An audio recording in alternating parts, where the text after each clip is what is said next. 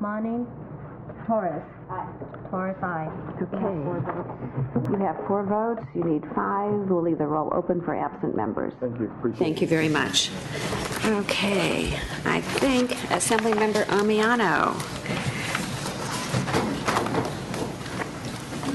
You have item 15, AB 1266. Good morning, members. And Madam Chair, thank you so much. Although current California law already protects students from discrimination in education based on sex and gender identity, many school districts are not in compliance with these requirements.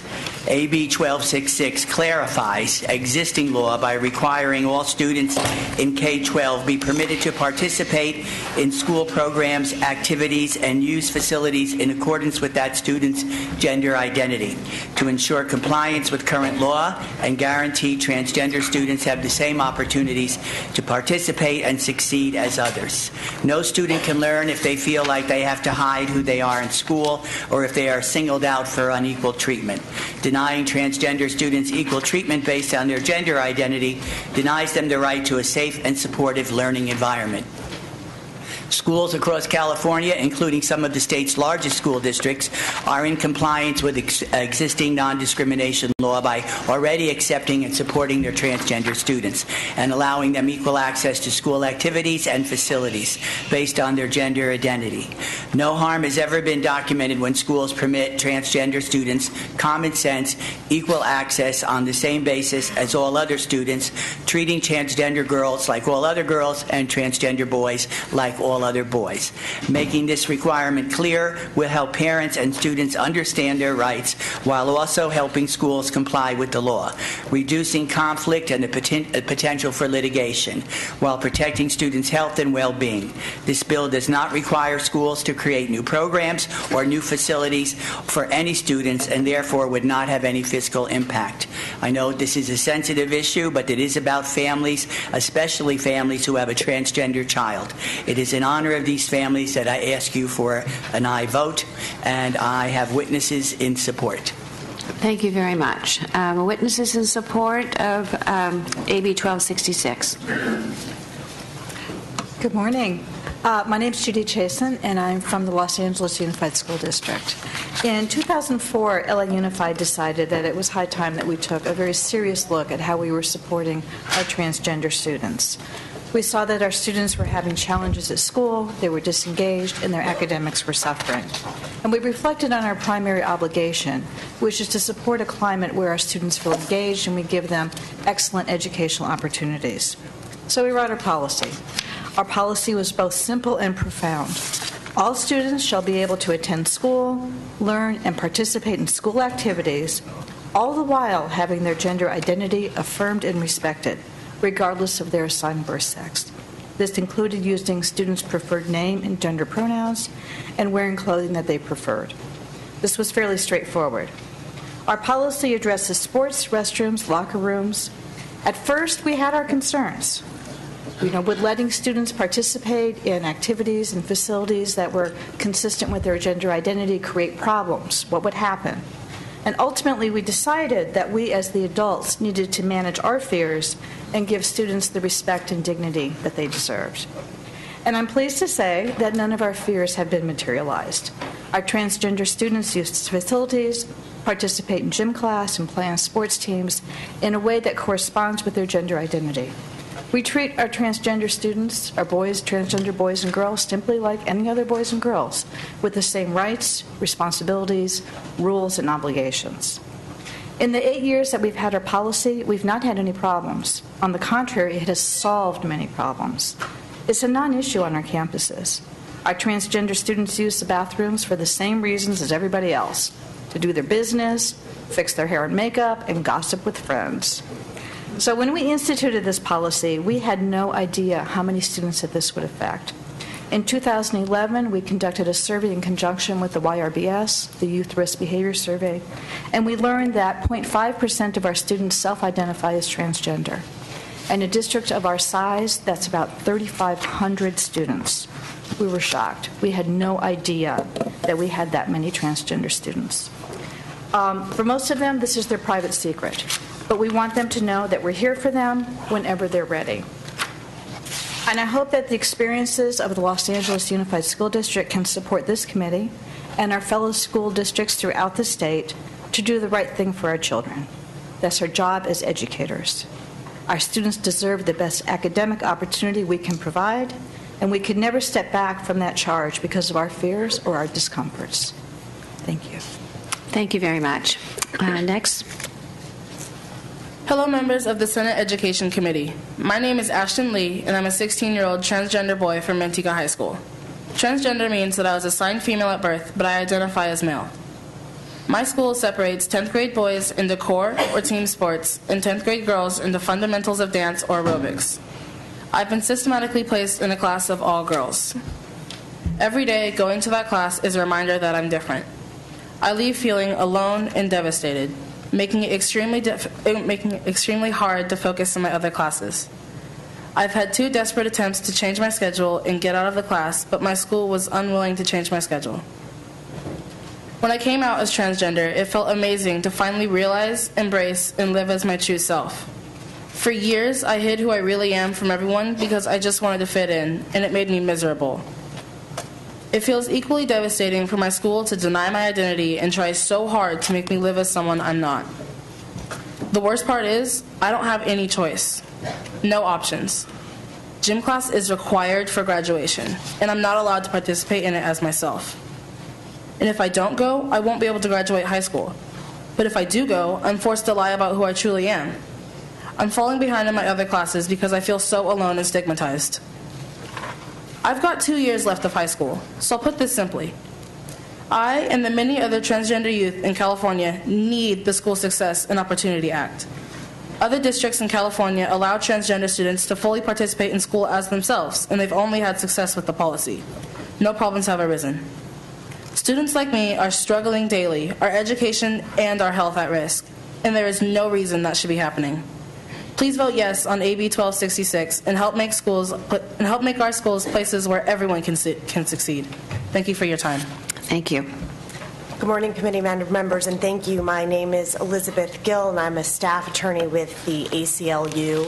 I'm just here to answer any questions that you all may have, and also to state the support of the ACLU as well as public counsel. Thank you. Madam Chair, Senator Seth Bramble, on behalf of the California Teachers Association, in strong support, I just want to echo briefly something that the Assembly member said in his opening, that equity demands that we treat transgender boys the same as all other boys and transgender girls the same as all other girls in order to ensure equitable access to quality education. Urge your I vote. Thank you. Okay, let's... we have a lineup over there, so we have heard the arguments, so this is just basically a me too. Okay, let's come on up and fill some of these seats so that we can keep the... Abe Pajalo, San Francisco Unified School District. As indicated in the analysis, the district's policies are consistent with the bill, and I was asked to check to see if we'd had any problems with implementation in the district, and only heard back this morning, finally, that we are aware of no problems whatsoever with implementation. We're strongly in support. Thank you very much. Good morning, Lynn Fox, California Federation of Teachers, in strong support. Thank you.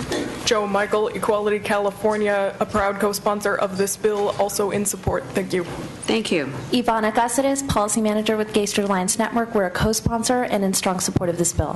Thank you. Catherine Lee, I'm the proud parent of Ashton Lee, whom you heard spoke earlier. I'm a proud support of Ashton and of the bill. Thank you. Jeanette Sanipatin, Legislative Attorney with the Mexican American Legal Defense and Educational Fund, also in strong support. Thank you. Rebecca Gonzalez, National Association of Social Workers, California Chapter, in support. Thank you. Katina Bowen, mother of a transgender daughter, in support. Thank you. I'm Christy Bowen, and I want the right to use the girls' restroom and locker room. Thank you. My name is Mary Helen Doherty, and on behalf of California Faith for Equality, we ask for your support. Thank you. My name's Van Bowen, and I got a transgender daughter, and I'm in support of the bill. Thank you. Karen Savage, I'm a trans woman, and as a student that was denied the ability to fit in when I went to school, I'm in support of this bill. Thank you. My name is Emily Hearn. I'm a community member in strong support of this bill. Thank you. My name is Sherry Kimball. I have 2 children in the public school systems here in Sacramento, and I'm in strong support of this bill. Thank you. Lori Menke, a California credentialed teacher, and I'm in strong support of this bill. Thank you. William Walker, City College of San Francisco Associated Students, Queer Resource Center, and Queer Alliance in strong support. Thank you. Liz Guillen with Public Advocates in support. Thank you. Jeanette Torres, Building Healthy Communities. We support this bill. Thank you. Khadija Alam Javed with the Advancement Project in support. Thank you. Yes, sir. Thank you again. Rick Hodgkins in strong support. I just want to state real briefly that when it comes to restrooms, people do their business. You know, there's doors behind the stalls, so I don't see why that would be a big deal. The other thing is, while I am not LGBT, I'm not against those who are, so I support the bill. And thank you again. Thank you. Thank you. All right. Any others in support of the bill? Those opposed to the bill?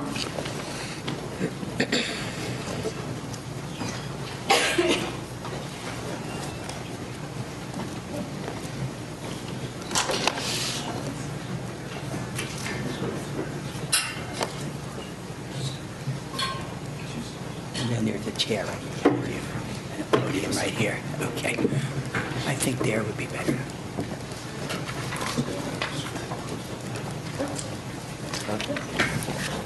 Good morning. Good morning, members of the Senate Education Committee. My name is Matthew McReynolds, and I'm a staff attorney at Pacific Justice Institute. Just here to make a few brief comments on the bill and register our opposition on behalf of families across California. First, I think it has to be noted that while certainly there are privacy concerns at stake for the transgender students that we're talking about today, somebody has to take account of the 99% or more of the other students in our school system and their privacy concerns. It's been stated in support of the bill that subjective privacy concerns are not a reason to reject the bill. I submit to you that the subjective privacy concerns of the transgender students are not a reason to support the bill. There's important balancing that needs to happen here. School districts across the state are acting sensitively towards students in a variety of ways. They're providing third restroom alternatives. They're doing all kinds of things to accommodate. And this bill says that's not good enough. And it says that in situations like has been nationally reported from Colorado, where a school made just such an accommodation, the school can still get sued. And so it opens up our schools and our school districts to a flood of new litigation. It also does not replicate what's happened and what's been pointed to in San Francisco Unified or LA Unified. There are additional factors at work in both of those districts, additional flexibility that is not in this particular bill. And so for those reasons, they're not fair comparators. Would also mention that this takes us further down the road of gender identity in a way that we think is fundamentally inconsistent with the views of most Californians, and we think will lead to problems in areas outside of San Francisco and LA Unified that are certainly common sense and creates some real liability concerns on the other side of the spectrum for our school districts. In closing, I'll just mention that if opening up the restrooms to whosoever will is such a great idea, if desegregating the restrooms is such a great idea, let's not start with our students. Let's not start with the youngest of society. We're talking about not just high school students. We're talking about grade school students in this bill. Let's start right here in the legislature. If you think it's that privacy concerns don't matter, I encourage you to take the signs off of your own restroom doors for a few years and see how you like it. Thank you. Thank you. Others? Madam Chair and members of the committee, Ben Lopez with Traditional Values Coalition. Welcome to the Senate, Senator Torres, my own senator, by the way. We're obviously opposed to the bill, and this bill is based on an open-ended definition of gender identity and expression that we feel has no bounds and limits. AB-1266 is basically based on Penal Code Section 422.56, and it states, gender means sex and includes a person's gender identity and gender expression. Gender expression means a person's gender-related appearance and behavior, whether or not stereotypically associated with the person's assigned sex at birth.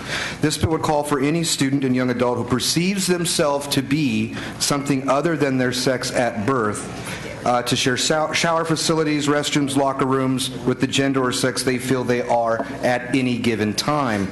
The problem is that this bill, nor current law for that matter, affords a clear definition as to what constitutes legitimate gender identity and gender expression. The bill opens up Pandora's box, in effect, that creates a slippery slope by allowing anyone to claim they are something sexually and then have full access to the opposite sex facilities without regard to privacy. We feel this is an absurd and offensive policy that would not bode well with the majority of students. CIF has actually greater teeth and requirements in their requirements than this bill or current law has with respect to documenting what is perceived legitimate gender identity. The law doesn't even go that far. It's open-ended. The CIF regulations require specific items and standards to be met. Out of a category, they have to list or meet 3 standards in order to be classified as legitimate having a gender identity issue or expression issue on hand. There is consensus among those of us in opposition, and my colleague to my right. Basically, we would state that this bill has a complete disregard for the privacy of the vast majority of students who are not transgender or gender questioning. These students and their parents have reasonable expectations that they will not be forced to share intimate spaces with members of the opposite biological and anatomical gender. There are no safeguards whatsoever in the legislation that would allow reasonable adults, coaches, teachers, chaperones, what have you, to act in a way that is in the best interest of all students. Furthermore, because there is no delineated, this is an open-ended definition and there's no delineated standards, financially strapped school districts are likely to be sued for actions they either do take to try to remedy this problem or fail to take in trying to remedy this problem. There's several court cases from even the Ninth Circuit Court of Appeals that stated with respect to fair housing and an issue involving roommates that basically the privacy concerns of an individual must prevail over anti-discrimination laws. There's a level of reasonable privacy that must be maintained, courts have ruled, both privately and publicly.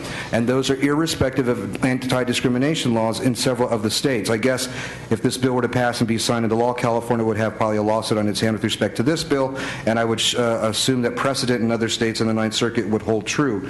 For these issues and a variety of other issues, Madam Chair and members of the committee, we implore you to vote no on the bill. Give this some pause and consideration. You don't need to pile on another law to get about forced compliance. There's plenty of mechanisms in place that could help with compliance. You don't need another law simply because you want to appease your constituency base. We ask for your no vote. Thank you. Others in opposition? My name is Sarah Joseph. I'm a student at Sacramento City College. And this winter, February of 2013, I was taking a shower along with 2 other women in the locker area. It's one large room, lockers, showers, bathroom. 3 of us were there. We did not see the person come into the area. I was the first one to see him. He was not there to take a shower. He was not there to use the bathroom. He was not in our class, nor was he on the swim team. He was just sitting there observing. I don't know whether he took pictures. And one young lady could not get dressed because he was seated on the bench where her clothes were. I proceeded to get dressed. She stayed close to me because she was scared. She didn't know what his intentions were. He finally did leave. And then I did report it to the police. And one of the questions asked was he a transgender male or female? And I said, I don't know. I didn't ask him, nor did he volunteer the information. He was just sitting there observing. Anyone can walk into that area and claim to be a transsexual Doesn't matter. There is no concern here for the safety of children. I'm an adult. Fine. I live with this. What about children? What do you say to a child who's been molested to take a shower with a male? And then she gets upset and you tell her, well, get over it. It's your fault. You're going to get hit with a hate crime. So far, I have not heard of incidents happening, but they're out there. And now you're just giving them liberties to do whatever they want. I'm sorry to hear this. Yes, we all have rights. We want to be treated fairly. I'm concerned about safety for children. Thank you. Thank you. Next, please. Good morning. Danielle Cullum with Capital Resource Institute, and we oppose this bill. Thank you. Hello, my name is Lydia Evans. I am a student, and I oppose this bill. Thank you. My name's George Riley. I'm a student and I'm also a parent. Some of the concerns I've had about this bill are exactly the clarification of what it is to be male or female. I don't think that it's been defined enough. I think that when you look at the role of the gender is one thing, but I think the role of the sexual orientation probably should be taken into account too. I think that some men like men, some men like women. I don't think that that's been weighed into that. And I think that in reality, when you look at the umbrella of the law, that maybe this should be left up to the school districts. I think Mr. Amiano has done his job of representing his constituents by bringing this to the attention of the people, but I think that it should be left up to all the individual school districts, and I encourage you guys to vote no on this. Thank you. Thank you very much. Okay, any others opposed to the bill? Let's please make some room.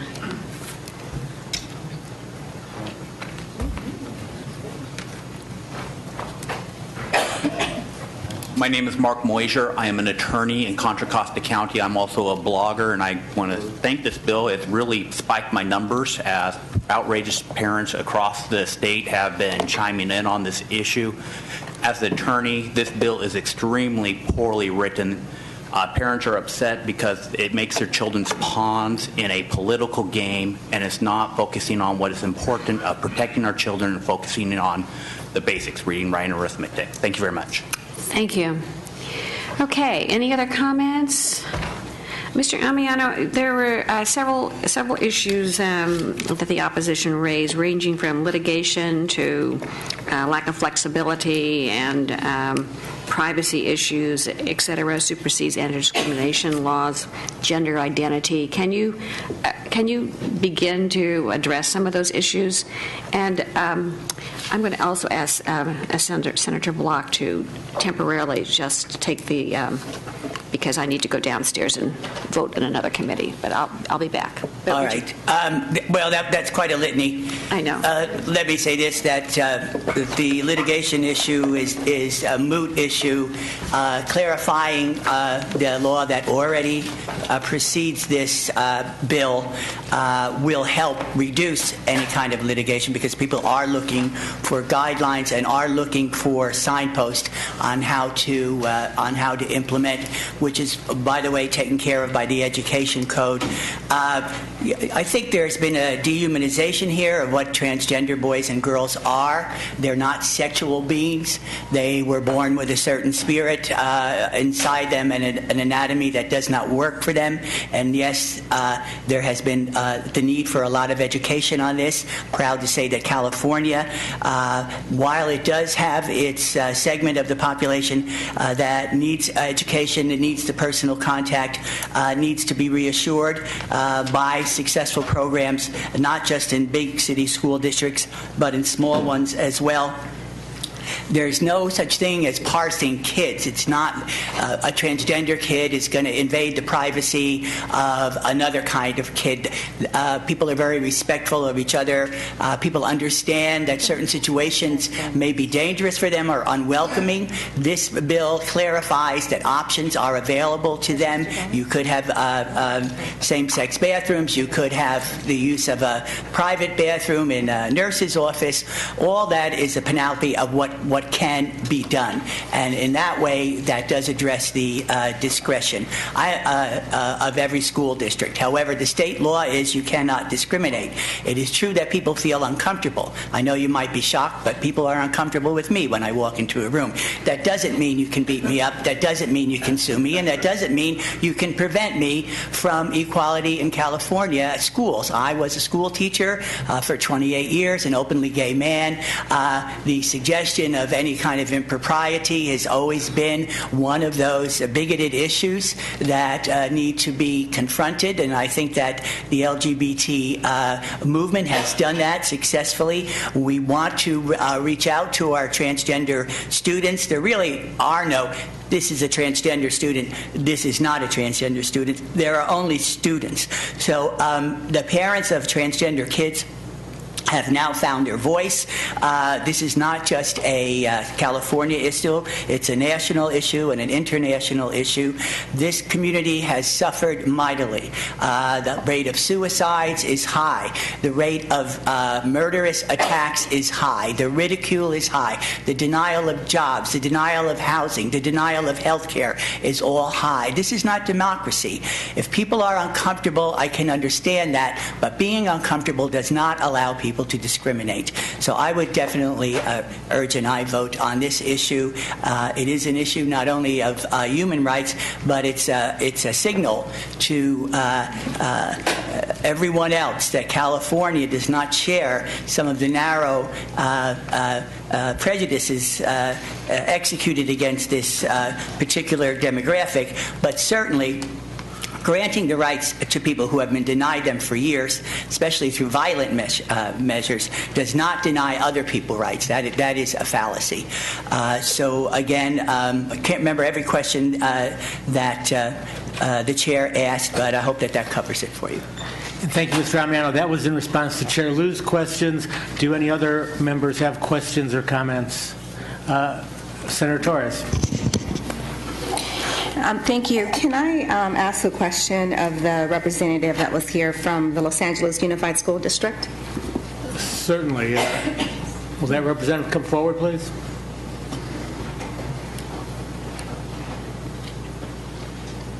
Ma'am, you testified that your school district has developed some policies in dealing with these situations. Yes. Can you walk me through that process? Sure. We started, our first policy was in 2004, and what we instituted was the support for our schools and allowing equal access so that our transgender students could attend school by their gender of identity. We had a lot, what the motivation behind this was, we had a lot of elementary school children, very, very young children who were coming to school with parent support, wanting to enroll their children in school as by their gender of identity. And so we felt that it was important that we were able to accommodate them. These were children who did not want to be... I asked you to walk me through the process. Oh, the process? Yes, of how you came up with these guidelines.